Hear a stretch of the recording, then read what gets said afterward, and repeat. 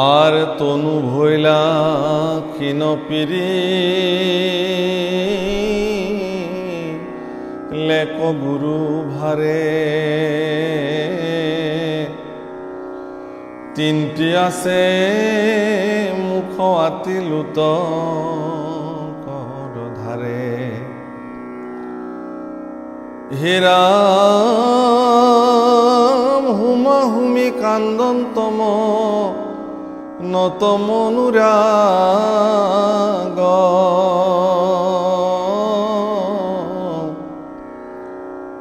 ও নিবেদিলা দুঃখ হবে বিধাতার আগে আর পাশে ব্রহ্মা দেবে দুঃখ দেখি পৃথিবীর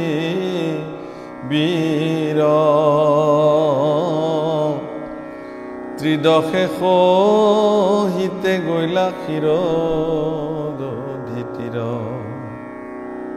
প্ৰণাম প্ৰভু কলাসকল, আমি আমাৰ আগৰ ভিডিঅ'ত আমি আলোচনা কৰিছিলোঁ যে মহাৰাজ পৰীক্ষিতে শুকদেৱৰ পৰা এই কথা জানিব খুজিছিল যে ভগৱান কৃষ্ণৰ কৃপাত কিদৰে তেওঁৰ বংশসমূহ যুধিষ্ঠিৰ প্ৰমুখ্যে পঞ্চপাণ্ডৱ কুৰু সমুদ্ৰৰ পৰা মুক্তি পাইছিল বা এই মহাসমুদ্ৰ তেওঁলোকে অতি অনায়াসে পাৰ কৰিবৰ কাৰণে সামৰ্থ্য হৈছিল। গতিকে ভগৱন্তৰ কৃপা সম্পৰ্কে জানিব খোজাত মহামুনি শুকদেৱ অত্যন্ত আনন্দিত হ'ল আৰু পৰীক্ষিতৰ জীৱন ধন্য বুলি ক'লে যে তোমাৰ জীৱন ধন্য আৰু তুমি এই কথা জানিব খোজাই ময়ো তোমাৰ এই কথা ক'বলৈ পাই ধন্য হৈছোঁ। এই বুলি তেওঁ ক'লে যে এনেকুৱা এটা সময় আছিলে বা এনেকুৱা এটা সন্ধিক্ষণ হৈছিলে যিটো সময়ত পৃথিৱীৰ ভাৰসমূহ বহন কৰিব নোৱাৰি দুষ্ট দৈত্য ৰজাসকলৰ বলৰ দৰ্প সহ্য কৰিব নোৱাৰি বসুমতীয়ে ব্ৰহ্মাৰ আগত গৈ কান্দি কান্দি মহাৰাগেৰে তেওঁ গোচৰ দিছিলে যে হে সৃষ্টিকৰ্তা ব্ৰহ্মা, তোমাৰ সৃষ্টিৰ এই মনুষ্যসকলৰ ইমান প্ৰাদুৰ্ভাৱ বাঢ়িছে যে যাৰ কাৰণে মই সহ্য কৰিব পৰা নাই। গতিকে পৃথিৱীৰ এই আবেদন ব্ৰহ্মাদেৱে ত্ৰিদশ সহিতে গৈলা ক্ষীৰদধিতীৰ। ত্ৰিদশ মানে আমাক যাক আমি আচলতে দেৱতাসকলক একেলগে আমি বুজাওঁ, সকলোৱে গৈ ব্ৰহ্মাৰ লগতে ভগৱানৰ ওচৰত প্ৰাৰ্থনা কৰিছে যে হে প্ৰভু, তুমি বসুমতীৰ এই আবেদনখন স্বীকাৰ কৰা বা বসুমতীৰ বুকুত যে দুষ্ট দৈত্য ৰজাসকলৰ প্ৰাদুৰ্ভাৱ ঘটিছে তাৰ পৰা পৃথিৱীক তুমি উদ্ধাৰ কৰা। আৰু এই প্ৰাৰ্থনা শুনি ঈশ্বৰ পুৰুষে ব্ৰহ্মাদেৱক ক'লে যে তুমি চিন্তা কৰিব নালাগে, মই স্বয়ং পৃথিৱীলৈ গৈ আছোঁ আৰু পৃথিৱীৰ ভাৰ মই হৰণ কৰিম। গতিকে এই কথা তেওঁ সমস্ত পৃথিৱীবাসীৰ প্ৰতি দেৱতাসকলৰ প্ৰতি তেওঁ আকাশবাণীৰে ব্ৰহ্মাদেৱে জনালে। হে ৰাম বিষ্ণুৰয়া দেশ শুনি উকদেৱ গণ সংহৰিব হৰি পৃথিৱীৰ মহাভাৰ আৰ তুমি সবে হুয়া যদু কুলে অবতাৰ বসুদেৱ গৃহত সাক্ষাতে নাৰায়ণ। হে ৰাম উপজীৱ অৱশ্যে সু নিয় দেৱগণ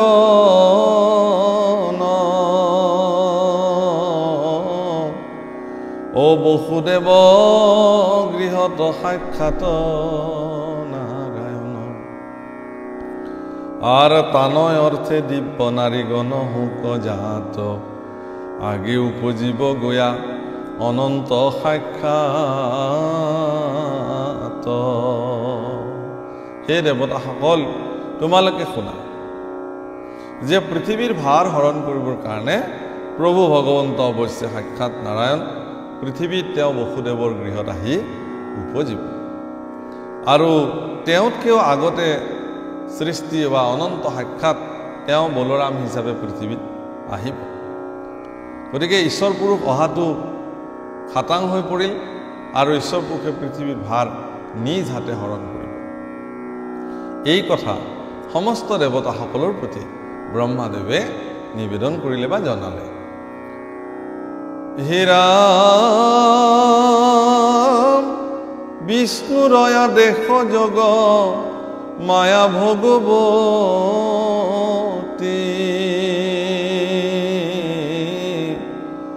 কাৰ্য সাধি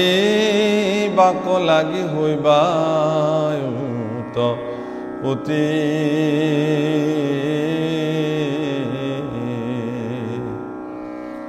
আৰ এহি বুলি ব্ৰহ্মা দিয়া দেৱ কৱা দেশ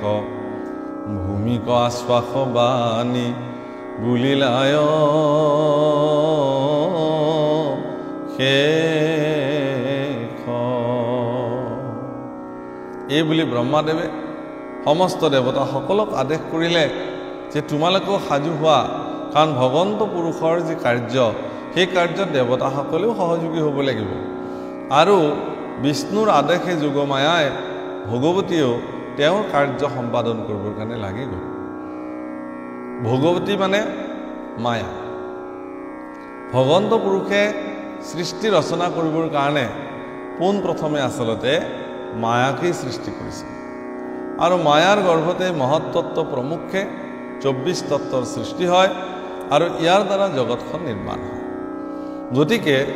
মায়া শক্তিৰ দ্বাৰা ভগৱন্ত পুৰুষে সমস্ত জগতখন পৰিচালিত কৰে। প্ৰত্যেকটো ভূততেই ভগৱন্ত পুৰুষে চৈতন্য স্বৰূপে বিদ্যমান হৈ থাকে আৰু সেই শৰীৰটো মায়া শক্তিৰ দ্বাৰা মায়া ইন্ধনৰ দ্বাৰা ভগৱন্ত পুৰুষে পৰিচালিত কৰে। আমি দেখোঁ যে মহাভাৰতীয় পৰিক্ৰমাত বা মহাভাৰতীয় কথাসমূহ আমি যেতিয়া অধ্যয়ন কৰোঁ বা দেখোঁ, তাত আমি দেখোঁ যে অৰ্জুন নামৰ এগৰাকী মহাপৰাক্ৰমী বীৰ, তেওঁৰ যিখন ৰথ, সেই ৰথখন প্ৰভু ভগৱন্তক সাৰথী হিচাপে তেওঁ লৈ তেওঁ যুদ্ধ বিজয় কৰিছিল। অন্য ৰথৰ তুলনাত অৰ্জুনৰ ৰথখন ব্যতিক্ৰম, যাৰ নাম কপিধ্বজ। সেই ৰথখনৰ 4টা ঘোঁৰা, উদাত্ত ঘোঁৰা, আৰু সেই ঘোঁৰাকেইটাৰ লেকাম লগাই পেলাই বাঘজৰী নিৰ্মাণ কৰিছে আৰু সেই বাঘজৰী অৰ্জুনে সেই ৰথৰ গৰাকী হিচাপে বা সেই ৰথখনৰ ৰথী হিচাপে, মহাৰথী হিচাপে অৰ্জুনে সেই বাঘজৰীডাল ভগৱন্ত পুৰুষৰ হাতত অৰ্পণ কৰিছে। হে প্ৰভু, হে সখী, হে বান্ধৱ, তুমি যেনেকৈ এই ৰথখন চলাবা, ময়ো এই ৰথখন সেইভাৱে ইয়াত ফুৰিম বা চলিম। অৰ্থাৎ আধ্যাত্মিক পুৰুষসকলে বা পাৰমাৰ্থিক পৰ্যালোচনাত এই ৰথখনক আচলতে শৰীৰ ৰথৰ লগত তুলনা কৰা হয়। সেই কপিধ্বজ ৰথখন আমাৰ শৰীৰটো, আৰু এই শৰীৰটো 4টা ঘোঁৰাৰ দ্বাৰা পৰিচালিত হয়: মন, বুদ্ধি, চিত্ত আৰু অহংকাৰ। এইকেইটা ইমান তীব্ৰবেগী ঘোঁৰা যে ই সময়ৰ বেগতকৈও আগত যাব খোজে। গতিকে এই ঘোঁৰাকেইটাক জ্ঞান অৰ্জুনে নাকি লগাই ভগৱন্ত পুৰুষৰ হাতত অৰ্পণ কৰিছে। তেওঁ যিভাৱে চলাব, এইভাৱে ৰথ চলিব। এই যে ৰথখন চলায়, ইয়াৰ ইন্ধন শক্তিটোৱে হ'ল মায়া। অৰ্থাৎ কাৰ্য সাধিবাক লাগি হইবা উৎপত্তি বিষ্ণুৰ আদেশ পাই ভগৱতী মায়াই বা ভগৱতী যোগমায়াই তেওঁ কাৰ্য সাধিবৰ নিমিত্তে ভগৱন্ত পুৰুষৰ সমসাময়িকভাৱে পৃথিৱীত তেওঁ দায়িত্বভাৰ লৈ আহিছে। কাৰণ যশোদাত তেওঁ জন্ম হ'ল মায়া, আৰু সেই যশোদাৰ যোগমায়াকে লৈ আহিলে বসুদেৱে। কংসই যাক মাৰিব খোজোতে আকাশলৈ উৰা মাৰিলে আৰু কংসক কৈ গ'ল যে হে দুৰাচাৰী কংস, তোমাৰ কাল, তোমাৰ মৃত্যু ইতিমধ্যে গোকুলত সুৰক্ষিত আৰু দিনে দিনে তাত বাঢ়িবলৈ লৈছে, গতিকে তুমি সাৱধান হোৱা। গতিকে এই বুলি ব্ৰহ্মাই এই কথা সকলো দেৱতাকে জনালে যে তোমালোকো সাজু হোৱা, ভগৱন্ত পুৰুষ স্বয়ং পৃথিৱীলৈ আহিব আৰু তাত তেওঁ নিজৰ কাৰ্য সম্পাদন কৰিব আৰু মায়ায়ো তেওঁৰ কাৰ্যসমূহ চলাবৰ কাৰণে সমসাময়িকভাৱে একেলগে পৃথিৱীত আহিব। তো এই কথা ব্ৰহ্মাই দেৱতাসকলক ক'লে আৰু পৃথিৱী মাতৃক ভূমি মাতৃক আই বসুমতীক ব্ৰহ্মাদেৱে আশ্বাসবাণী বুলিলে যে হে আই, তুমি আৰু চিন্তা কৰিব নালাগে, তুমি সন্তুষ্টিৰে থাকা, তোমাৰ দুখ হৰণ কৰিবৰ কাৰণে স্বয়ং ভগৱন্ত পুৰুষ পৃথিৱীলৈ অৱতাৰ হ'ব। হে ৰাম সন্দিবা তোমাৰ দুখ মহাদেৱ হৰি, খেদ পৰি হৰি সুস্থ হৈও বসুন্ধৰি। হে ৰাম এহি বুলি নিজ থানে গৈলা সৃষ্টি কৰে, শুনিও কথা যেন ভৈলা তাত পৰে।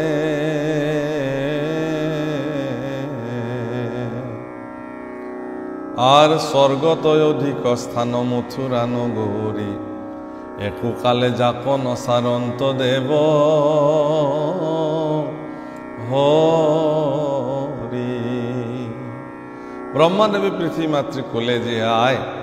তোমাৰ এই খেদ, তোমাৰ যি দুখ, এইবিলাক তুমি পৰিহাৰ কৰা। আজিৰ পৰা আৰু তোমাৰ দুখ হৰণ কৰিবৰ কাৰণে স্বয়ং ভগৱন্ত পুৰুষে চিন্তা কৰিব। আই তুমি চিন্তা কৰিব নালাগে, এই বুলি বসুমতীক তেওঁ বিদায় দিলে।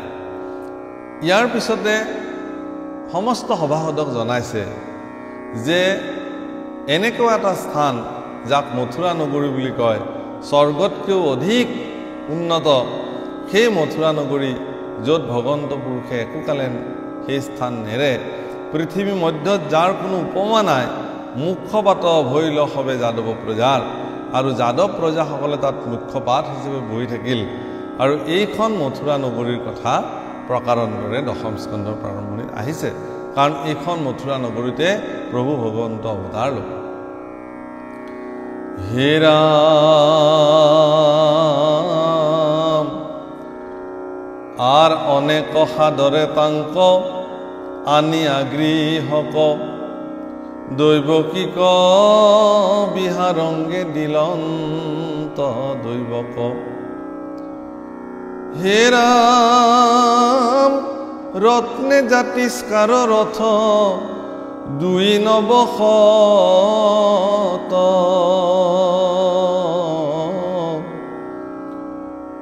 উসর্গী যৌতুক দিলা কন্যার লগত।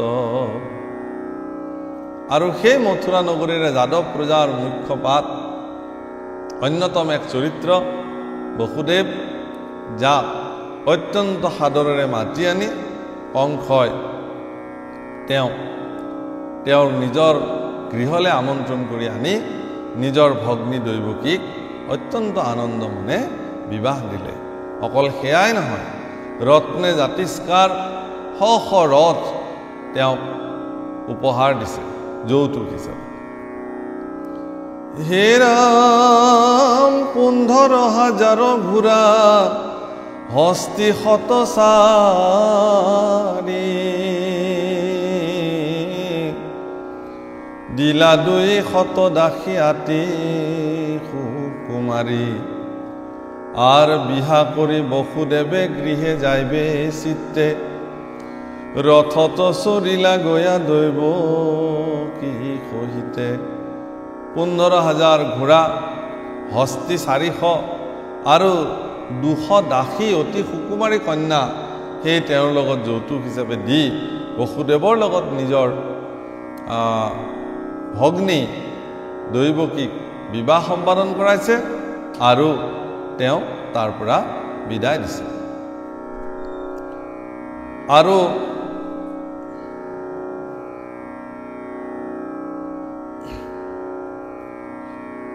আৰু অত্যন্ত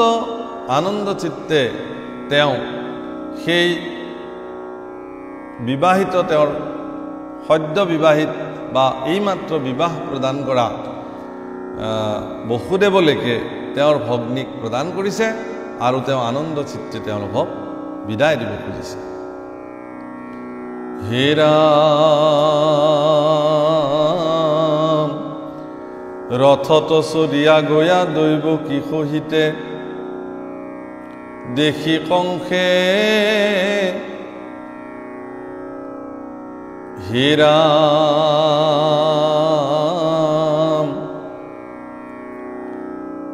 আৰ বিবাহ কৰি বসুদেৱে গৃহে যাইবে চিত্তে ৰথত চৰিলা গয়া দৈৱকী সহিতে হে ৰাম দেখি কংস ৰাজা ভোগী নিৰপ্ৰীতি কৰি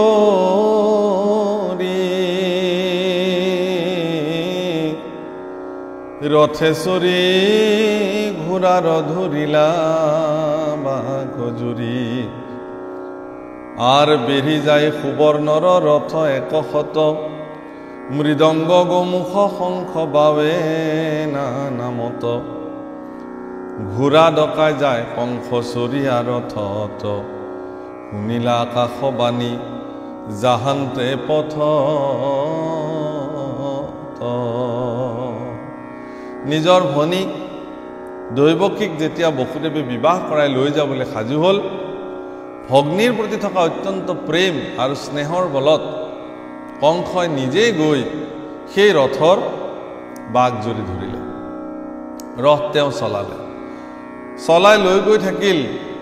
আৰু 100 সুবৰ্ণ ৰথ তেওঁৰ চৌপাশে বেঢ়ি গ'ল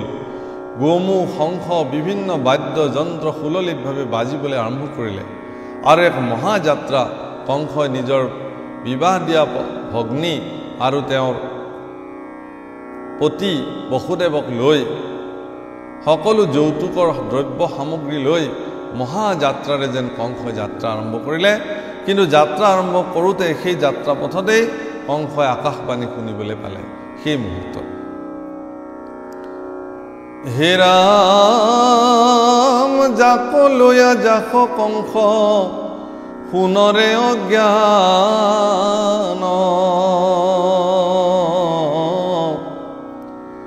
ঐ হৃদয়স্তম পুত্ৰে তোৰ লইবে প্ৰাণ আৰ শুনিয়া নিষ্কল কংসে খান্দা লইলা তুলি দৈৱকীৰ কেশত ধৰিলা কাটো বুলি যে হে কংস তুমি যাক লৈ গৈ আছা তেওঁৰে অষ্টম গৰ্ভত তোমাৰ মৃত্যু নিশ্চিত এই কথা শুনাৰ লগে লগে পৰম নিষ্কল কংস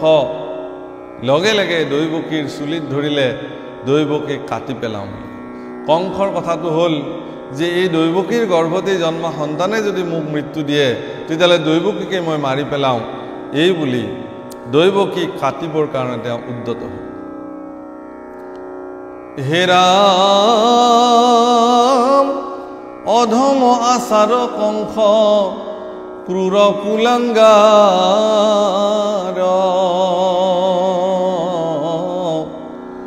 বসুদেৱে দেখে দৈৱকীৰ চিন্তে মাৰ আৰ উপশান্ত কৰি তাক বুলিলা বচন শুনা মহাৰাজা ঘোষ কুলৰ নন্দন আর তুমি যেন রাজা তাক ত্রিজগতে জানে তোমার গুণ কবির সকলে বখানে আর এই পরম অধম আচারহীন কংস দুৰাচাৰীয়ে তেওঁৰ নিজৰ ভগ্নীকে অৰ্থাৎ দৈৱকীক মৃত্যুদণ্ড দিবৰ কাৰণে উদ্যত হোৱা দেখি বসুদেৱে চিন্তা কৰিলে যে কংসৰ হাতত দেখোন এতিয়া তেওঁৰ সদ্য বিবাহিত পত্নী অৰ্থাৎ তেওঁৰে ভগ্নী দৈৱকীৰ এতিয়া মৃত্যু হ'ব গতিকে তেওঁ চিন্তা কৰিবলৈ আৰম্ভ কৰিলে যে এনেকুৱা কি ব্যৱস্থাৰ দ্বাৰা দৈৱকীক ৰক্ষা কৰিব পৰা যায় কাৰণ কংস সেই সময়ত আছিল পৰম প্ৰভাৱশালী প্ৰতাপশালী এক মানে একছত্ৰী সম্ৰাট গতিকে তেওঁ কি সিদ্ধান্ত লয় সেয়ে কাকো সুধি পেলাই তেওঁ নলয় তেওঁ অত্যাচাৰী তেওঁ দুৰাচাৰী তেওঁৰ মন গৈছে তেওঁৰ ভগ্নীক মানে অলংকাৰ দ্ৰব্য বস্তুৰে যৌতুক দি পেলাই বিবাহ দিলে মন গৈছে তেওঁ নিজে অযোগ্য কৰ্মকো কৰি পেলাই ৰথৰ ঘোঁৰা চলাইছে আৰু এতিয়া তেওঁৰ মন গৈছে যে এই দৈৱকীৰ গৰ্ভতেই যদি মোৰ মৃত্যু নিশ্চিত তেতিয়াহ'লে দৈৱকীক মই হত্যা কৰোঁ এই বুলি তেওঁৰ সেই সিদ্ধান্তলৈ তেওঁ গুচি গৈছে এক চূড়ান্ত সিদ্ধান্ত গ্ৰহণ কৰিবৰ কাৰণে কংসই এক ছেকেণ্ডো কাকো বাট চাবলগীয়া হোৱা নাই বা কাকো তেওঁ সুধিবলগীয়া হোৱা নাই কাৰো পৰা পৰামৰ্শ ল'বলগীয়া হোৱা নাই তেওঁ নিজস্বভাৱেই সিদ্ধান্ত গ্ৰহণ কৰিছে আৰু তেওঁৰ সিদ্ধান্তক বাধা দিবলৈ সেই সময়ত তাত কোনো ব্যক্তি নাই একমাত্ৰ চিন্তা কৰিছে স্বয়ং বসুদেৱে যে কি কৰি দৈৱকীক ৰক্ষা কৰিব পৰা যায় হে ৰাম পুনঃতে ইহা নচিন তিবে খুজামাৰ একে স্ত্ৰী জাতি আৰু ভগিনী তোমাৰ আর কমনে আশ্রয় পাপ মরণ ভয়তে জন্তুর উপজয় মৃত্যু দেহার লগতে আর আজি মৃত্যু হৌক নুহি খতেক অন্তরে অবশ্যে মরণ আছই হবে জগত রে অত্যন্ত বিনম্রভাবে বসুদেৱে কংসক কলে যে হে মহাৰাজ তোমাৰ যে বাহুবল তোমাৰ যি পৰাক্ৰম তোমাৰ যি খ্যাতি সেয়া সমগ্ৰ জগতে বহা নাই তেনেস্থলত তোমাৰ হাতত যদি এগৰাকী স্ত্ৰীৰ মৃত্যু হয়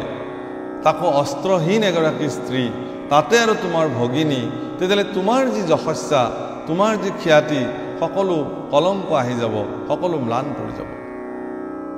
গতিকে যিহেতু তোমাৰ ভগিনী তাতে স্ত্ৰী জাতি গতিকে তেওঁৰ পৰাতো তোমাৰ মৃত্যু নাই তোমাৰ মৃত্যু বুলি আকাশবাণীয়ে ক'লে যে তেওঁৰ গৰ্ভত জন্ম হোৱা সন্তানৰ পৰা এইটো কথাও ঠিক যে জন্মিলে এদিন মৰিবই লাগে মৃত্যু সকলোৰে অৱশ্যম্ভাৱী জন্মৰ লগতে উপজে মৃত্যু গতিকে আজি নহয় কাইলৈ হয়তো আমাৰ মৃত্যু হোৱাটো নিশ্চিত গতিকে যিহেতু মৃত্যু হ'বই গতিকে মৃত্যুৰ পৰা বাচিবৰ কাৰণে এনেকুৱা কলংক এটা আনি গোটেই জীৱনৰ যশস্যা আৰু খ্যাতিক ধূলিসাৎ কৰাৰ কি যুক্তিযুক্ততা আছে এই বুলি বসুদেৱে তেওঁক পতিয়ন নিয়াবৰ কাৰণে যত্ন কৰিছে হে ৰাম কৰ্মৰ অধীন জীৱ যেতিক্ষণে যায় এরই পূর্ব দেহা আউর শরীর কপাই আর যেন যুকে তৃণ পাইলে এরই আউর তৃণ জীবন মরণ স্বপ্নে এরে নুহি ভিন্ন আর জিতু জনে কুশলক চিন্তে আপনার হেন জানি দ্রুহ নিচিন্তা বা কেৱে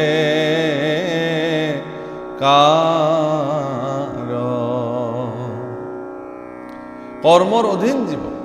কোন কলেকে যাব লাগে কোনেও নাজানে গতিকে কাৰ কেতিয়া মৃত্যু হ'ব সেয়া কালে নিৰ্ণয় কৰিব আমি কোনেও নাজানো কি ধৰণে কাৰ কেতিয়া মৃত্যু আছে গতিকে নিজৰ কুশল চিন্তি সেই বুলি আমি এনেকুৱা ধৰণৰ জীৱনৰ দ্ৰোহ আমি কাকো আচৰণ কৰিব নালাগে এই বুলি শাস্ত্ৰসন্মত বা বেদসন্মত বিচাৰধাৰাৰে পৰম সন্ত বসুদেৱে তেওঁ কংসৰাজক বুজাবৰ কাৰণে যত্ন কৰিছে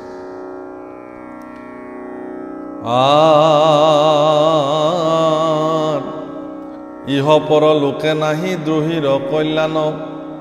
বিস্তৰ কহিব কিবা তুমি সৰ্বজান হে ৰাম তোমাৰ একে কনিষ্ঠাভ গিনি জিউ প্ৰায় হেন জানি তাংক কাটিবা নোযোৱাই হে ৰাম সমীয়ক ৰাজা তুমি দীন দয়াশীল আগ পাছ চিনাই আৰু বিস্তৰ বুলিল তাতে আৰু তোমাৰ কনিষ্ঠ ভগিনী তোমাৰ মৰমৰ ভনী তাতে আকৌ তেওঁ এগৰাকী স্ত্ৰী গতিকে তেওঁকতো তোমাৰ কাটিবৰ কাৰণে কোনো যুক্তি নাই আৰু আচলতে তুমি যদি এই সময়ত তেওঁক তুমি হত্যা কৰা বা কাটি পেলোৱা তোমাৰ কিন্তু সকলো যশস্যা কৃতিত্ব ধূলিচ্ছাত হৈ যাব গতিকে এই তোমাকতো আৰু বুজাবলৈ একো নাই তুমিতো এগৰাকী বুজা মানুহ এই বুলি পৰম অমায়িকভাৱে বিনীতভাৱে বসুদেৱে কংসক বুজাবৰ কাৰণে যত্ন কৰিলে জানোচা তেওঁৰ হাতৰ পৰা দৈৱকীক কেনেবাকৈ মুক্ত কৰাব পাৰি নহ'লে কংসৰ যি সিদ্ধান্ত সেই সিদ্ধান্ত নিশ্চয় গতিকে এনেকুৱা এটা ভয়ংকৰ পৰিস্থিতিত এগৰাকী সন্তই কি ধৰণে নিজক তেওঁলোকে প্ৰস্তুত কৰিব পাৰে সেইটো কিন্তু ভাগৱতে মন কৰিবলগীয়া বিষয় কৈছে গীতাটো কৈছে যে অতি ভাল খবৰতো মানুহ আত্মহাৰা হৈ যাব নালাগে আৰু একেবাৰে দুখৰ খবৰতো মানুহ ভাঙি পৰিব নালাগে মানুহ স্থিতপ্ৰজ্ঞ হ'ব লাগে বসুদেৱৰ দৰে সেইকাৰণে তেওঁ কৃষ্ণৰ পিতৃ হোৱাৰ যোগ্যতা অৰ্জন কৰিছে পৰৱৰ্তী ইয়াৰ পিছত কি পৰিস্থিতি হ'ল সেয়া আমি পুনৰ আলোচনা কৰিম আজিলৈ বাণী ইমানতে বিৰাম দিলোঁ কৃষ্ণ